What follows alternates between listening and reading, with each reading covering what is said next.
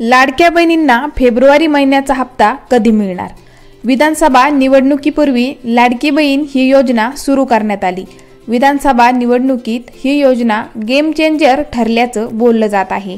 या योजनेअंतर्गत पात्र महिलांच्या बँक खात्यात दरमहा आता 1,500 रुपये जमा करण्यात येत आहेत।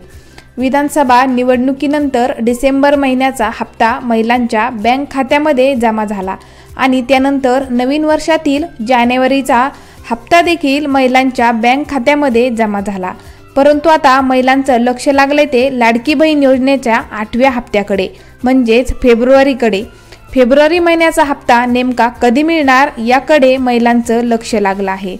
जुलै महिन्यापासून लाडकी बहीण योजनेची सुरू करण्यात आली। आतापर्यंत लाडकी बहीण योजनेचे एकूण 7 हप्ते लाभार्थी महिलांना मिळाले आहेत, म्हणजेच एकूण 10,500 रुपये महिलांच्या खात्यावर जमा झाले आहेत। आता 8वा हप्ता कधी याकडे महिलांचं लक्ष लागले। माहितीनुसार महिन्याच्या 15 तारखेनंतर या हप्त्याचं वितरण केलं जात आहे। फेब्रुवारीचा हप्ता सुद्धा 15 तारखेनंतर मिळू शकतो अशी शक्यता वर्तवण्यात येत आहे। 2100 रुपये कधी मिळतील याकडे देखील महिलांचं लक्ष लागलं आहे। सध्या महिलांच्या खात्यामध्ये 1500 रुपये जमा केले जातात।